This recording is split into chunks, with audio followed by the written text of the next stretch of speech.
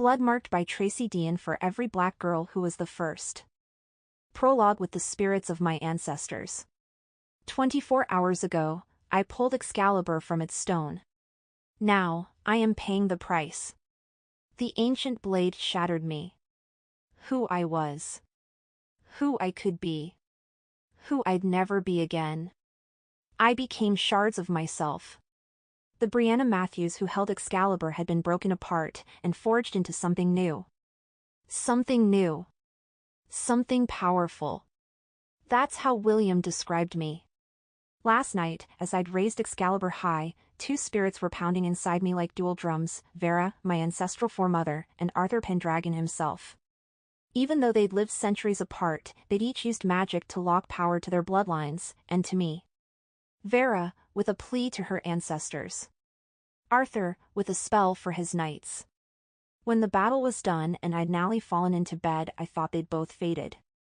Gone wherever spirits go when they are done possessing their medium descendants. Arthur fell silent. Vera seemed to say goodbye, there is a cost to being a legend, daughter. But fear not, you will not bear it alone. But her words were not a personal farewell, they were an ancestral welcome. Now, in the wee hours, I lie in bed at the lodge, the historic home of the legend-born. But I am not resting. I am painfully awake. Covers shoved o'er the bed, skin and spirit stretched tight. My curls lay damp against my neck. I twist to my side, gasping, and squeeze both eyes shut. Crawl to the ground. Feel and hear my nails scrape the ur, a desperate sound in the night. When my eyes open, the room around me is gone, and I am no longer Bree. Instead, I am Selah, Vera's daughter, now grown and pregnant with her own child. It is night. Long ago. I am being ushered into a home by a black woman with sharp brown eyes that dart over my head the way I have come. Her warm, strong fingers grip my shoulder. Hurry, girl. Hurry, she whispers. I do not know this woman, but girl is uttered with urgency and sisterhood both. She leads me to a door set into the floor at the back of the house. Lifts it to reveal a hidden cubby of earth and rotting wood. I will pause here for a moment, but tomorrow I will run again. I blink, and the lodge bedroom returns. Dark and familiar. Shiny, wide planks of oak stretch out beneath me. Inhale. Exhale. Close my eyes. Open them. I am in a diner. My name is Jessie. I am 20 years old. My hands hold a stack of menus. 50s music plays from a jukebox. Hey, you. Girl. A rough, rude voice yelling my way. Girl is uttered with such clear derision that it barely cloaks the word he really means.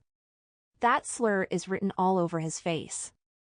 I find the white man in the booth near the entrance, wearing the smug grin of someone who knows he will not be stopped.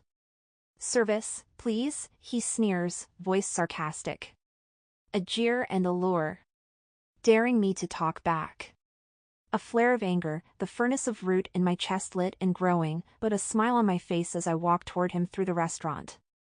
I'd like to ignore him or shout, but I can't. Not here, not today.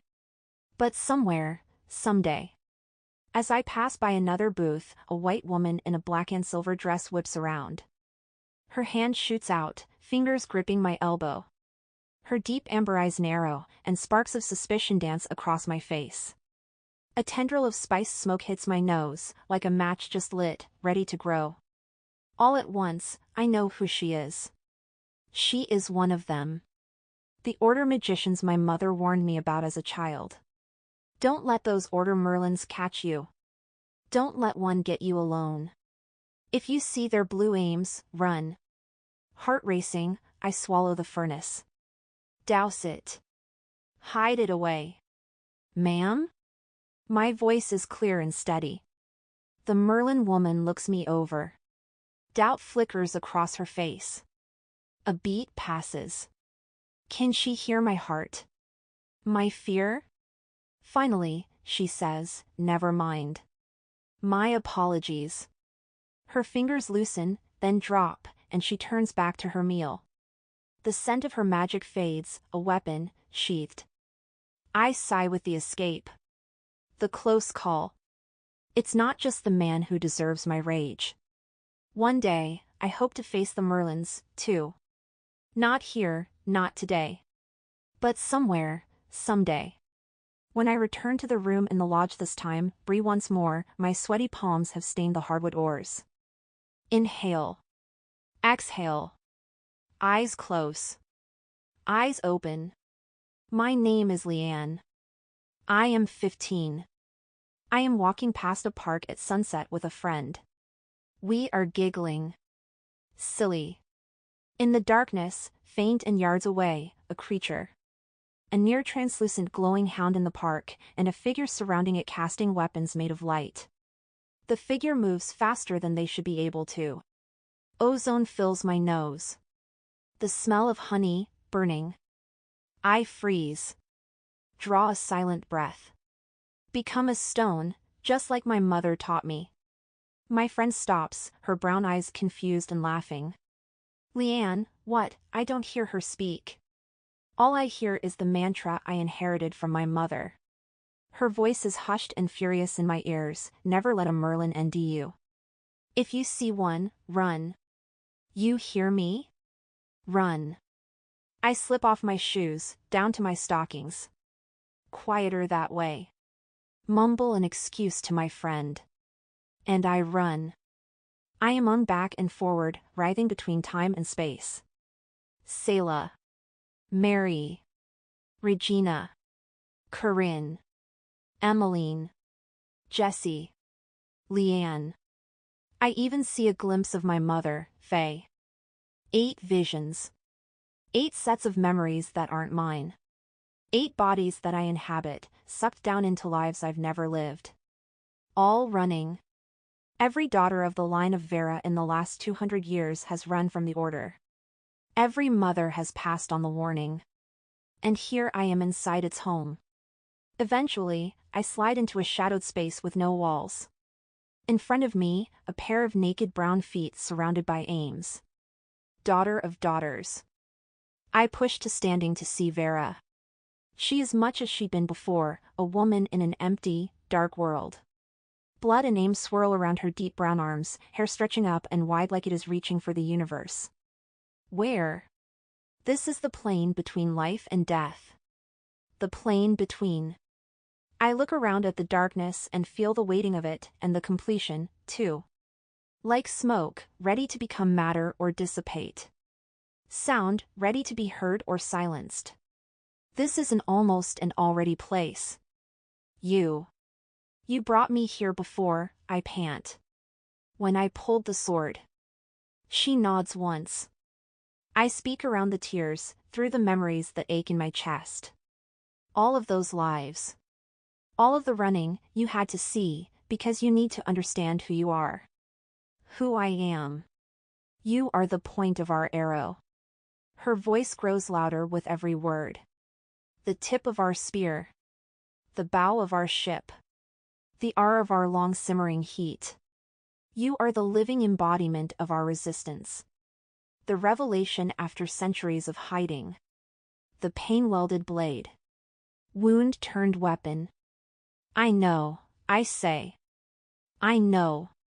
No. You do not. The aims on Vera's skin glow brighter. From the RST daughter to the last, our furnace has grown. Each life burns hotter than the life before. You are my lineage at its sharpest and strongest. With all that oused through you, you have the power to protect what evil would destroy. You can face what must be faced. Her words out directly into my chest, searing me from every direction. We ran for many reasons. We ran to protect ourselves. We ran so we would not die, so that our daughters could live. Vera steps forward, and her voice is slow, rich lava against my skin. But one purpose, one dream reigns above all others. Do you know what that is, Bree? I shake my head, gasping. No. The aims on her skin grow higher, her hair extending out and up so that I cannot see where it ends. I blink again. and I am a shivering, sweat-soaked teenage girl on the ure of a historic home. I am sucking air into burning lungs. I am shedding tears that are mine and not mine. If Vera's voice was once volcanic ow, it is now cool obsidian. Razor sharp. We ran. So you would not have to. Part 1 Strength 1 Part where I hesitate. Logically, I know I'll be NE. I've escaped half a dozen times, no problem. Wards are barrier magic, but the one outside my bedroom window was cast to keep intruders out, not to lock occupants in. Still. It feels like a smart idea to test the silent, shimmering curtain of light that surrounds the lodge before I ing my whole body through it. Just in case. I raise a hand to the open window and press until my palm hits ether. The silver-blue ward aries at my touch, but doesn't put up a GHT. Instead, it ripples in a sluggish wave over my knuckles and wrist. Prickly and warm, but harmless. Mine jertipsies through the iridescent layer to meet crisp night air on the other side. When I withdraw my hand, the magic calms again. Excellent. The wind picks up, blowing a wave of harsh scents in my face, bright, spicy cinnamon. Warm whiskey. Smoke from long-burning logs. Sel usually recasts his wards in the early evening before Shadowborn activity rises, so his ether signature is still fresh. He can only place barriers around specific and immobile locations. Buildings, circles of land, a room. I was moved into the lodge, against my wishes, precisely because it sits behind a fortress of protective wards. This one in particular wraps the brick and stone and is stronger than the ones he used to cast, making it impossible for someone to enter the home without the assistance of a Legendborn or Merlin. I've only been the scion of Arthur for a month and already I know a little of what Nick must have felt his whole life. Steed. Trapped. Powerful and powerless, all at the same time. Restless. Phew. Another gust hits my sensitive nose. I wince and turn. Glance at the bedside alarm clock. 10:30. Almost time. I fall back on the bed with a whew. Sel and the Legendborn are probably just now reaching the RST stop on their patrol route, the small tract of woods down near the south end of campus. No matter how hard I try to relax, my entire body is a coiled spring. Even my jaw is clenched tight while I wait. A biting breeze blows through the open window, this time tickling my cheeks with the chill of early fall. A reminder that winter is on the way, and that time is passing us by. I shouldn't be here. The same phrase runs through my mind every day. No matter where I am or what I'm doing, those words will bubble up from somewhere deep in my gut, ow up the back of my throat, and sort of crash around in my brain. I shouldn't be sitting in this English classroom, listening to a lecture. I shouldn't be eating a 4-course meal in the lodge dining room. I shouldn't be sleeping on a soft bed, safe behind the lodge's walls. I'm certain my friends have guessed what I'm feeling by now. How could they not? Greer sits beside me in that classroom, so they see my bouncing knee. They can probably tell that I'm ready to launch out of my chair at any moment. I sit down for the 4-course meal, but Pete is right there at my elbow when I poke at the food on the plate and forget to eat it. When the Legendborn return at 2 a.m. from their late-night patrols, I am always awake, waiting at the door to greet them. The Legendborn are in a holding pattern. I am in a holding pattern. We have been, ever since the events of the Ogof y Draeg, the Cave of the Dragon.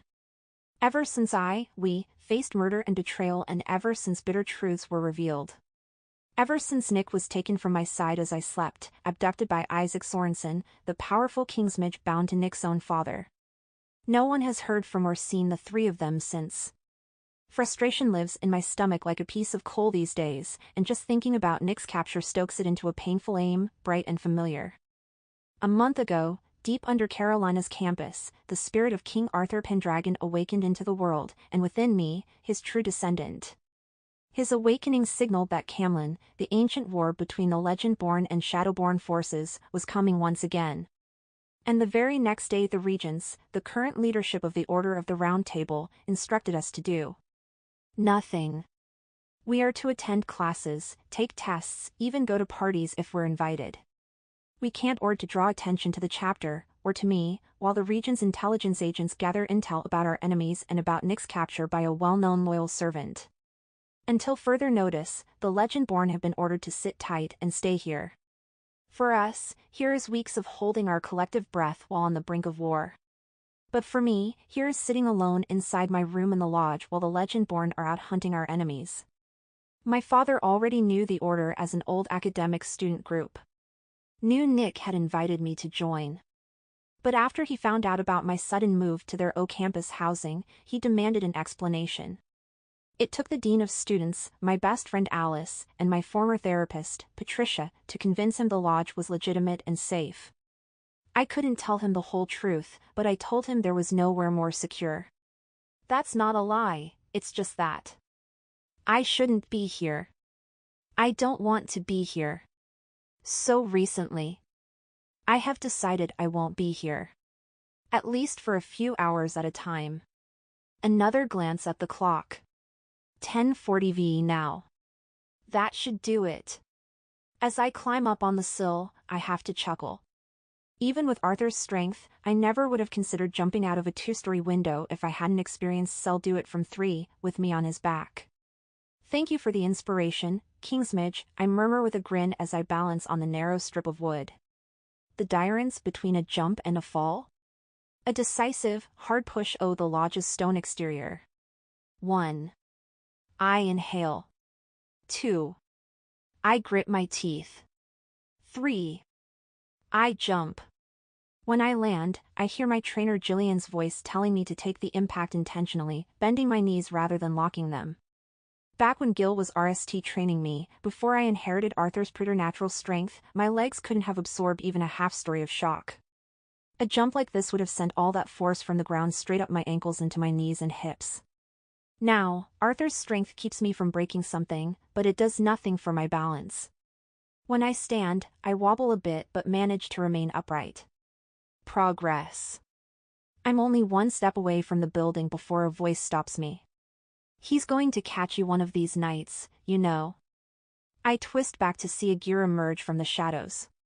William in a green denim jacket and blue jeans, wearing a wry smile. And do what? I cross my arms. Yell at me again? William's mouth twitches. Yes. Loudly. He tilts his head up to my darkened window. Not a bad jump. Or landing, for that matter. You're acclimating to Arthur's strength. Yeah, well, I shake my head, strength is not enough. It never is. William would know what strength is and what it's not. For 2 hours a day, he is the strongest of us all. Stronger than me. Stronger than Cell, stronger even than Felicity, the scion of Lamorak. Silence. I bite my lip. You here to stop me? He could, if he wanted to. He probably should, but... William sighs and slips his hands into his back pockets. No. If I stop you, you'll just keep sneaking out. In increasingly creative ways, I imagine. The RST time William met me, I'd been injured by a hellhound. He healed me while I was barely conscious, without knowing my name or even asking for it. Not long after, when he knew enough to suspect that I wasn't being fully honest about why I was joining the order, he healed my injuries again. William understands the value of secrets and doesn't judge others for keeping them. A blessing, really. Especially tonight. In lieu of judging, he watches me with a mild expression, waiting for me to own up to my crimes. I sigh. How long? Have I known you've been sneaking out? He nods toward my right arm. Since Monday morning when I spotted the poorly wrapped burn on your wrist at breakfast. That was 4 days ago, the burn is mostly healed now. I tuck my arm behind me. Thought I hid that under my sleeve. You did. From everyone other than me. I am grateful for how much William just knows. Without saying anything. But I don't want to discuss the burns I'm not yet skilled enough to prevent. Cell would have spotted it, too, if he'd seen you that day. Well, he didn't see me that day, I mumble. William doesn't comment. I thought you'd be out patrolling with the others. I gesture between us. Or is this another one of y'all's bodyguard shifts? Bree. William regards me for a long moment, letting the gentle admonishments settle like a soft weight around my shoulders. You can't blame us, can you? No. I look away, and repeat the lore no one will let me forget since that night in the cave. If a fully awakened Arthur is struck down by Shadowborn blood, the Legendborn lines will be broken forever. I get it. I didn't plan to sneak out, not at RST. But then one day last week Greer confessed that Cell had ordered the Legendborn Scions and Squires to escort me from building to building on campus. Quietly, so I wouldn't notice that the others were protecting me from potential attacks. Secretly, so I wouldn't get ended by their hovering. I got ended anyway. Hot frustration wells up even now, and I clench my ST until my nails break the skin. I hiss and unclench immediately. Arthur's strength is more annoying than useful when I'm not allowed to use it. I release a sigh and turn back to ND William eyeing my hand. God, he notices everything. William raises a brow. If you get it, then why are you angry? I should be able to defend myself just any. I should GHT in this war just like everyone else. You will. Just not yet. He gazes past me, along my intended path into the woods. Heading to the arena? No use in hiding it. I nod. His expression turns doubtful. Sneaking out is one secret, going to the arena alone is another. It's already late, and the memorial is in the morning. I know. I chew on my lip. I hadn't forgotten the memorial. How could I? The Order's formal ceremony for Russ, Whitty, Fitz, and Evan will be the RST funeral I've attended since my mother's. I won't be out long. Promise. Bree. I pout harder. Please. With a sigh and an amused eye roll, he relents. Okay. Then, to my surprise, he steps to my side. But if you're going, I'll join you. I blink. You will? He shrugs. Lead the way. We both know the path through the woods well enough that we can walk it even without my ashlight. If Cell were here, he could light the walk with a palm full of ether. But if Cell were here, he'd be dragging me back into the house, even though his wards form a triple-layered perimeter around the lodge now. The one at the window was just the RST. When we press through the second ward, William notices my reaction to it. My wrinkled nose and watering eyes. That bloodcraft ability of yours is fascinating. Smelling ether? The only bloodcraft power readily available to me all the time is the passive ability to sense magic, sight that allows me to see ether, touch that allows me to feel it. A nose that tells me that someone has used it in a casting. Not just scenting ether.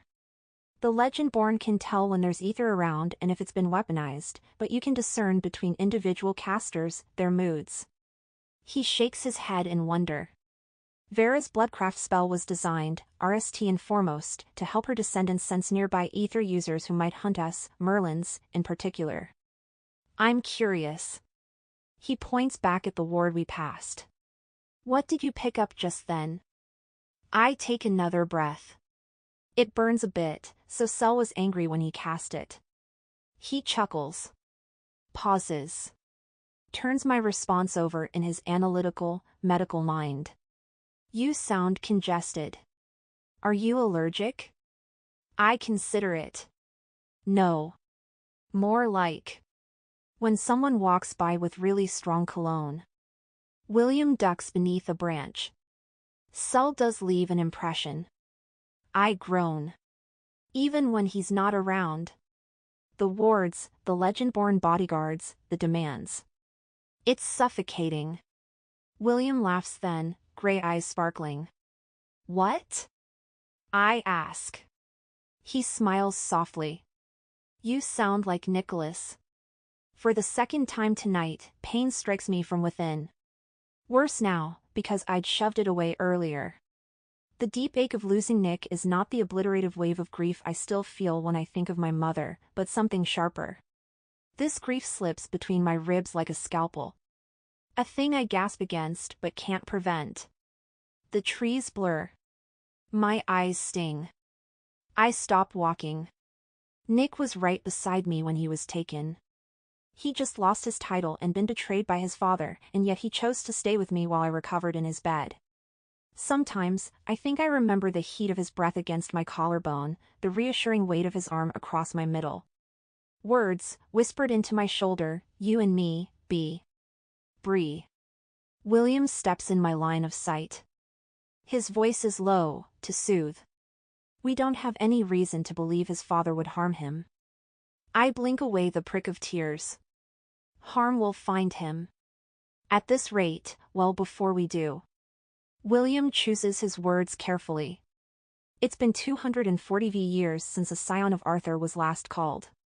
No one alive has ever witnessed the moment in which we are living. Everything I know of the High Council of Regents would support their being measured. Careful in how they proceed when war is on the horizon and once-born lives are at stake. Once-born lives aren't the only lives at stake, I insist. Nick was abducted by a murderer. His life is at stake too. William presses his lips into a patient line. As is yours. I don't usually argue with William, not really. But on this topic, we have gotten into a regular dance of point, counterpoint.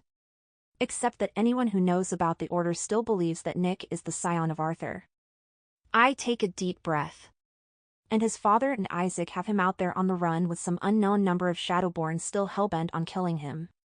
Which means his life is currently in far more danger than mine is. There is no arguing with this, and William doesn't try to. Keeping my identity secret for my own safety was the very RST order that the regents handed down. Up until Arthur called me in the Ogof y Draeg, Nicholas Davis was the scion of Arthur. To the legend-born world, Nicholas Davis is still the scion of Arthur. But in reality, he's not. I am. Nick is not on a leave of absence from school to prepare to ascend the throne, he's been kidnapped, and I am the one preparing. Right now, there are fewer than 20 people in the world who know that, and my life depends on that circle of trust remaining as small as possible. As the awakened scion of Arthur and anchor of the spell of eternity, I am the living, breathing embodiment of legend-born power. Like an engine, my blood and my life fuel the magic that binds the spirits and enhanced abilities of the original 13 knights to their scion descendants. If I die by the hand of a Shadowborn demon, the spell will die too, and 15 centuries of legend-born power will end. No scion will ever be called again, and humanity will fall to Shadowborn rule.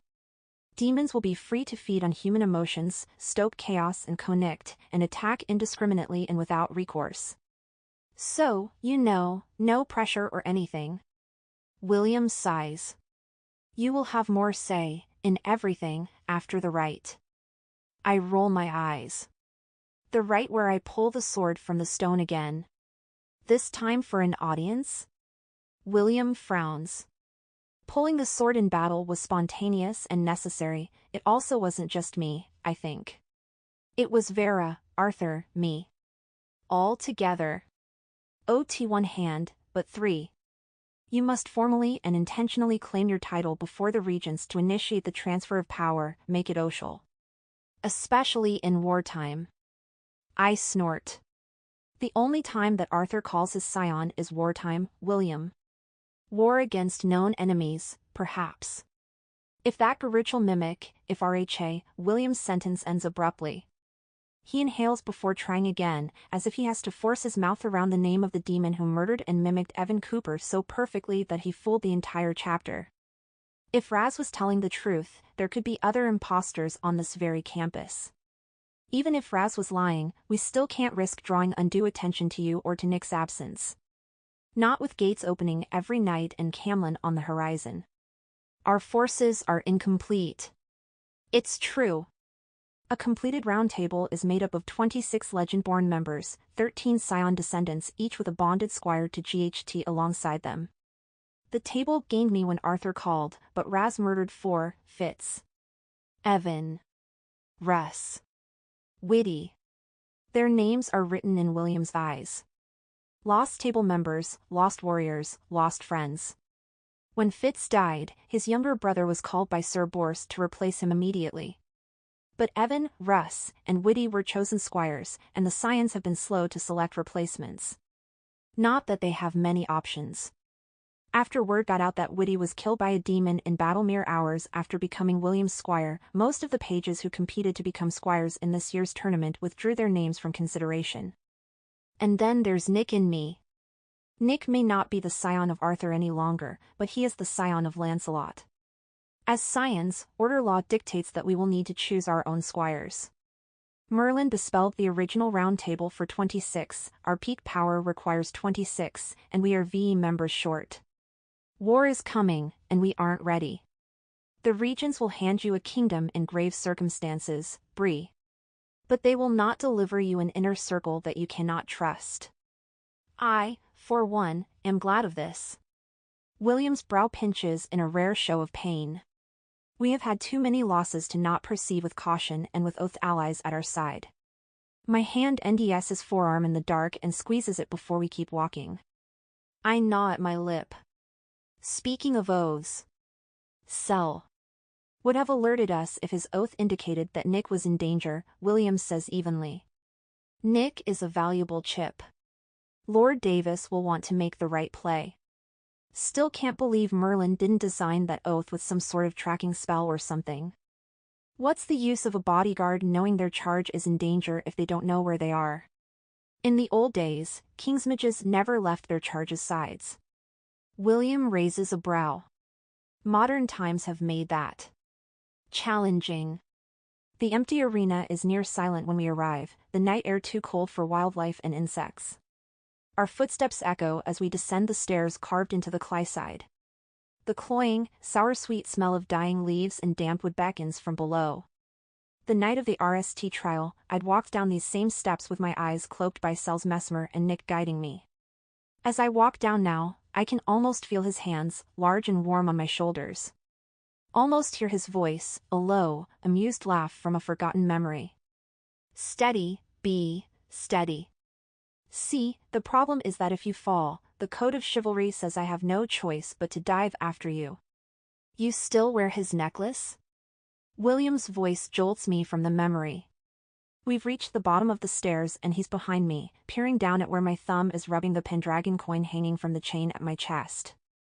My ears heat. Yeah. The coin may have been a gift from Nick, but it feels like something we share now. The sigil of the line of Arthur, the dragon rampant, the mark of the king, on one side, and the legend-born symbol, a four-pointed diamond overlaying a circle, on the other. I remember how indignant I'd felt when Nick RST gave it to me, that he'd claimed me as his in a way that wasn't right. Later, I let myself think that maybe I could be his in a way that did feel right. And then I was. I shake my head to clear it and lead us onto the grassy arena When we reach the center, William stops mid-step.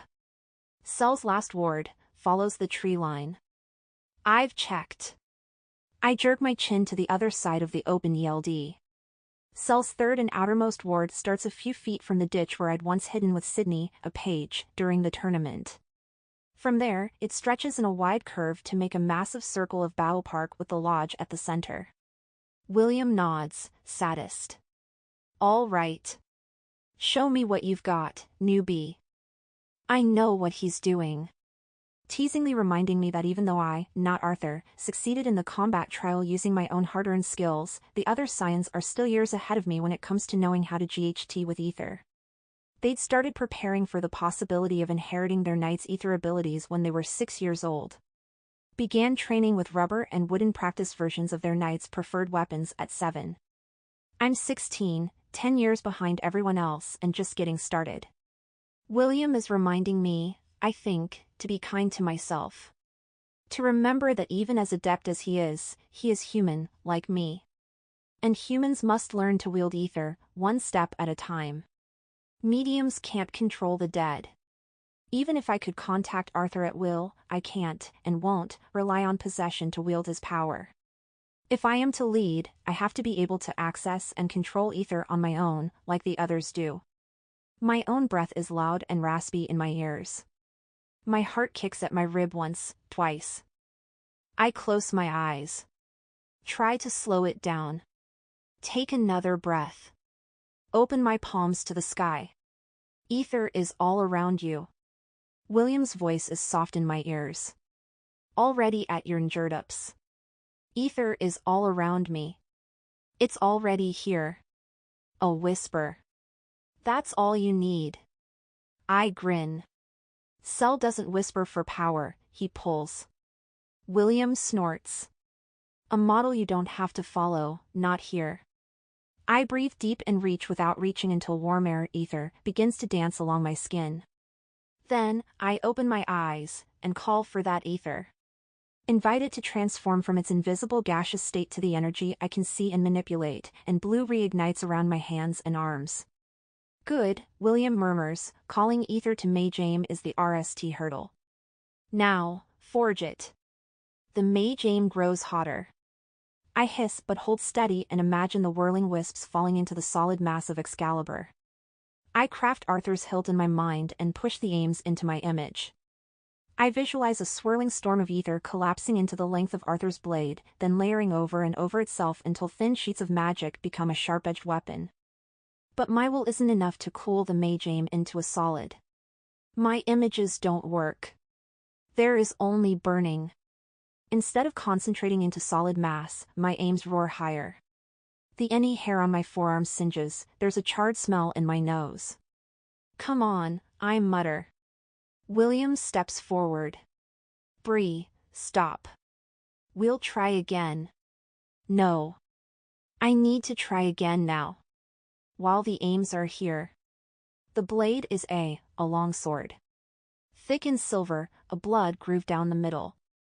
Bree, I can do it. I grit my teeth. Pommel is shaped like a circle. Red diamond at the center, my hiss grows until it's a low cry. It's no longer the ether scalding me, it's my refusal to let it go. Bree, release it, no. I just need, release it. The magic bites into my skin, the burns going deeper. I scream, and Nally release it. The explosion blasts out and down, blowing dirt and dead leaves up into my face before the ether shimmers and disappears. Damn it! I slam a bald ST into the ground, and punch a hole into the earth. William coughs, waving a hand through the dust in his face. Now there's dirt in your wounds. I groan. He's right. And it's in my hair. I'll have to wash it again if I want it to look nice for tomorrow. Damn it! I repeat. William kneels at my side, one silver liquid-coated hand resting over my forearm. He'd called his own ether for a healing SWIN so quickly I hadn't seen it. The bright, citrus scent of his ether signature oods my nose. It's okay. No, it's not. I tried for Arthur's sword this time. Before, I'd tried for his shield.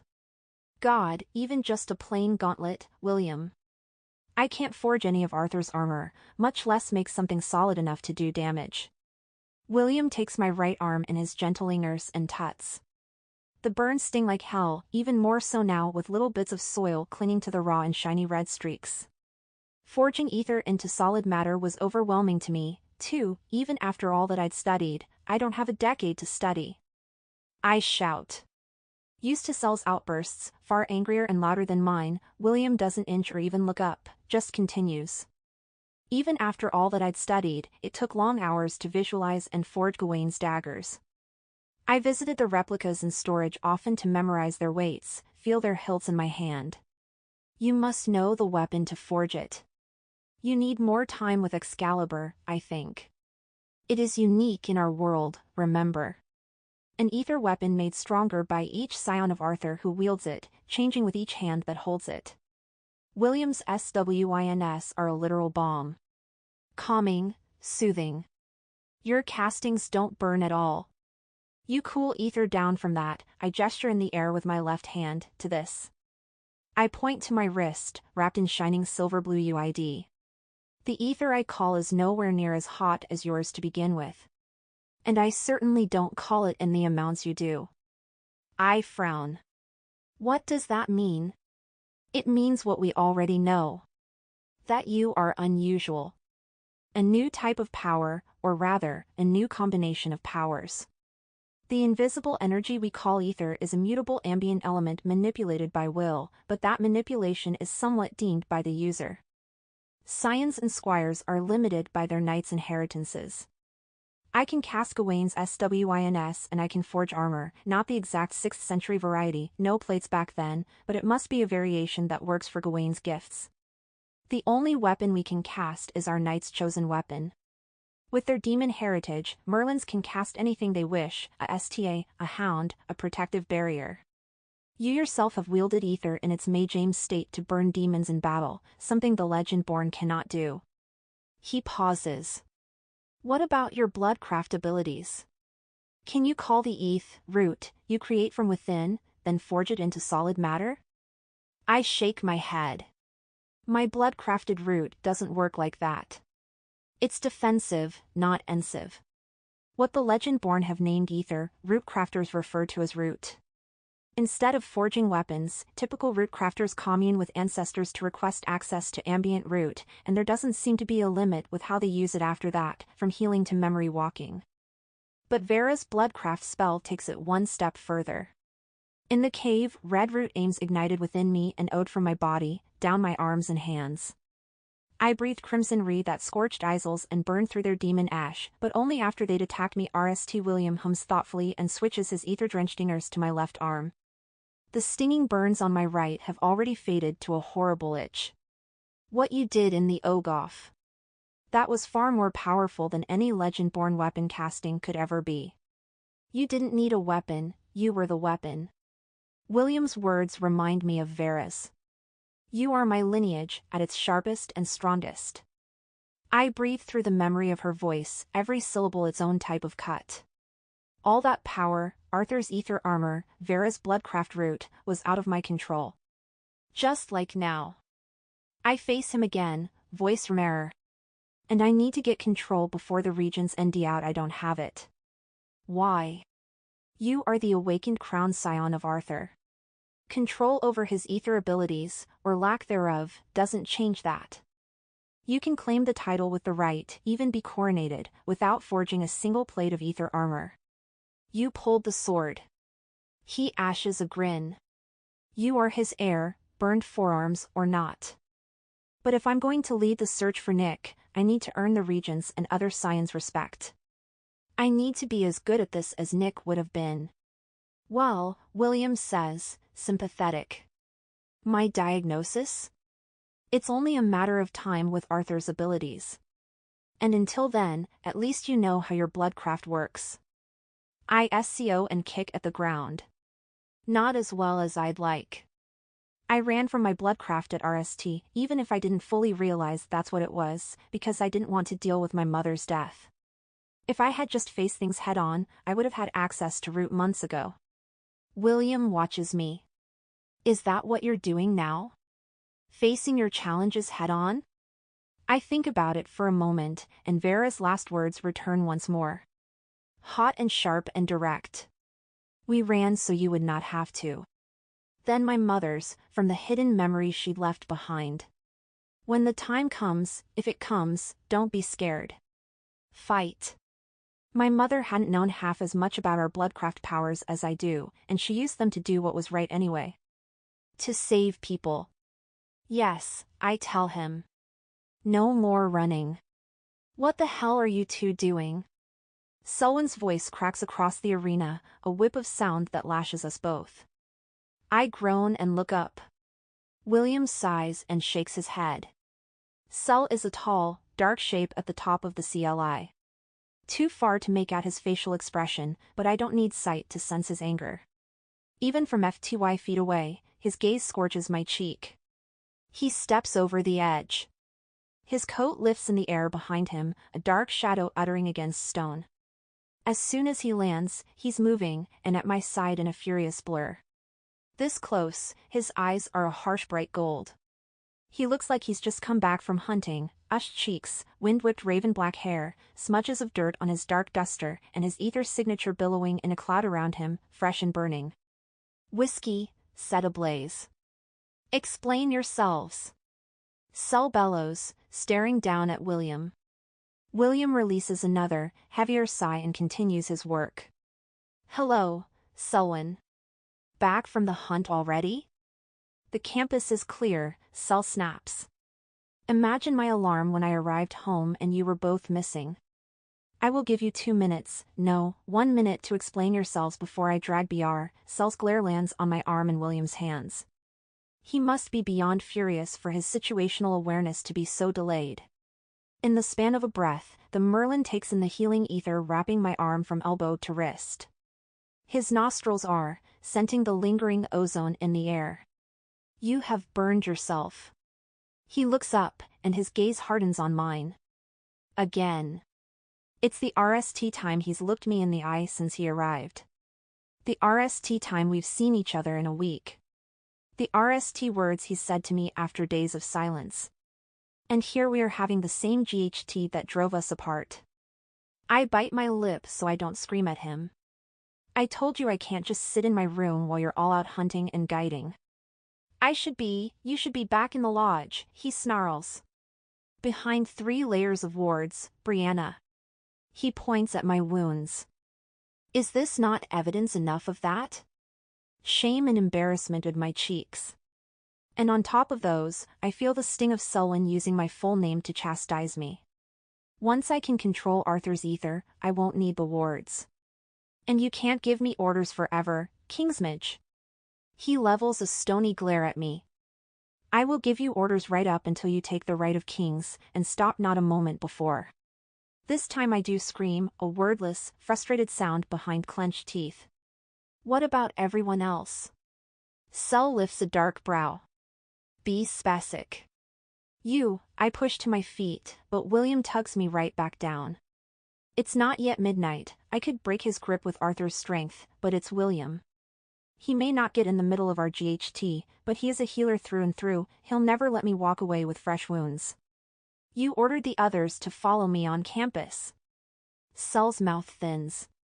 I did. I don't need them to guard me, clearly you do. He shakes his head. Do you have any idea? A short, screaming howl cuts him off from beyond the arena trench. The sound shudders our argument. My heart rockets against my ribs so fast it hurts. I know that cry. I remember it. Sel, his expression IPS from surprise to deadly focus in an instant. Flank her, Sel orders, and speeds to my right with ether streaming toward both palms. William is already on his feet, at my left in a blink. His ether armor builds itself in a rapid ow of clinking plates and chain mail. I sty my envy. The high-pitched screech comes again. It hits the CLI wall and bounces back against the trees, playing tricks on our ears. How many? I ask. Too many. Could be a pack. Sel glances behind us and above the CLI, where the forest continues back toward the lodge in the pitch black of night. I know what he wants to do, what he's thinking. He wants to send me running back the way we came, to cross into safety behind his wards. Go. No. I set my jaw. I have Arthur's strength. His eyes ash. But not his wisdom. Whatever calculus he's doing, whatever scenarios he's running in his mind, they don't include me. William, we need Gawain's power. How much longer? William glances at the moon overhead. A quick check of the sky for the power in his blood. Still a few minutes, Sel curses. Too long. Get Bree back to the lodge, William says. I can handle this on my own. Sel's eyes narrow into the darkness, seeing more than we can, and his face pales.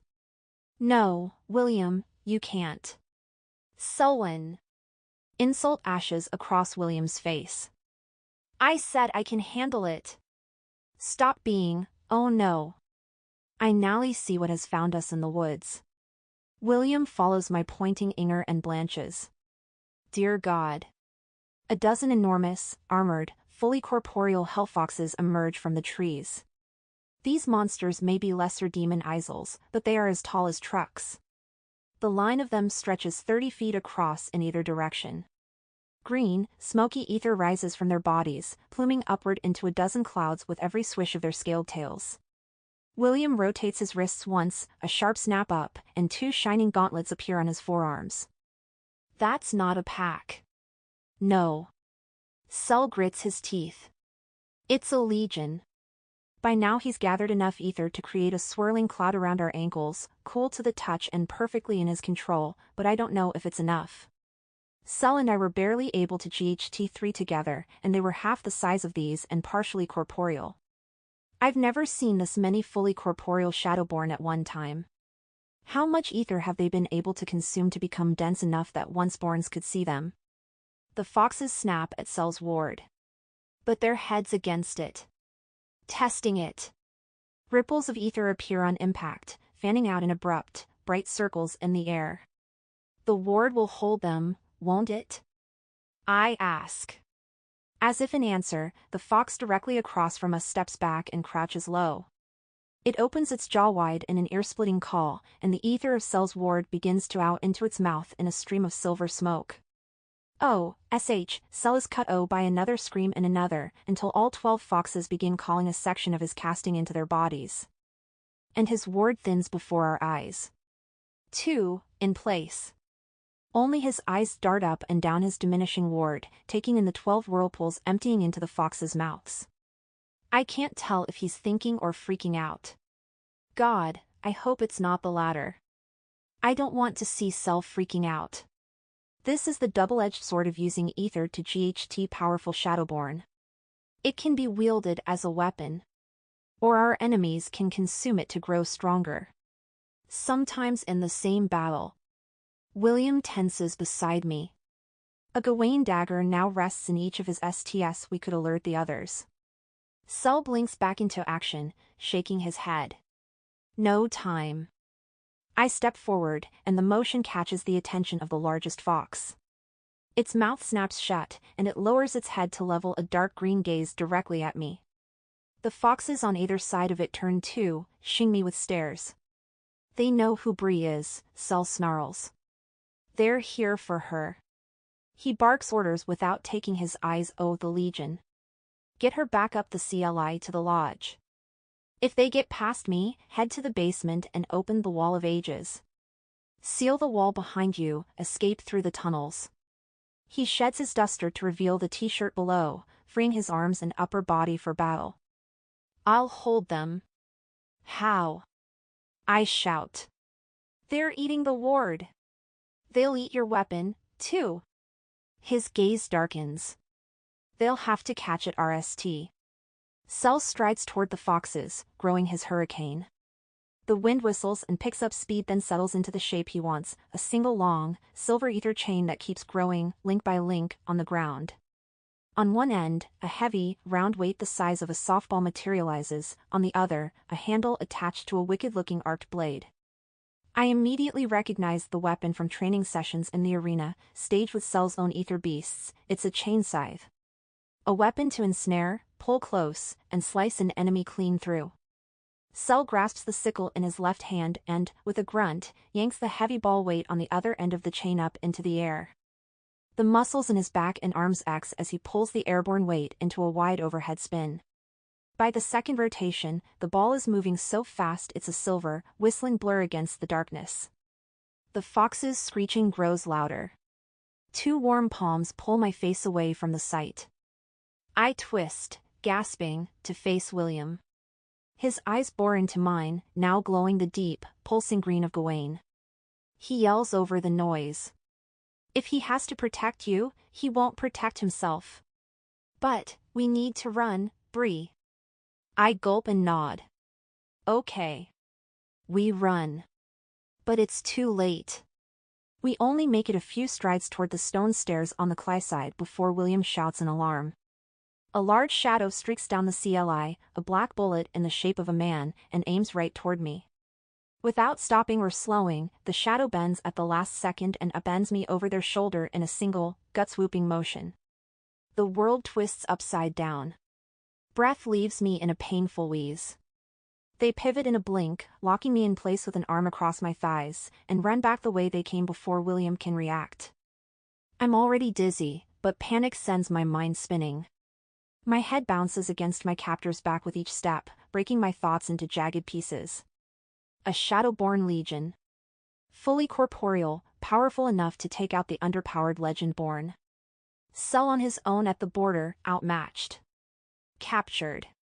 Someone took me from inside the ward, can't be a demon. Not a Garuchal shapeshifter.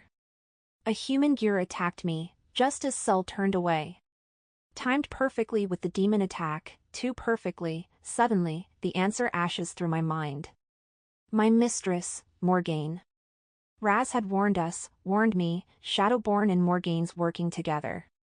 Allied against the Order. My survival brain kicks in. To keep listening to this audiobook, I've left you a link in the description so you can do it, at no cost thanks to Audible's 30-day free trial.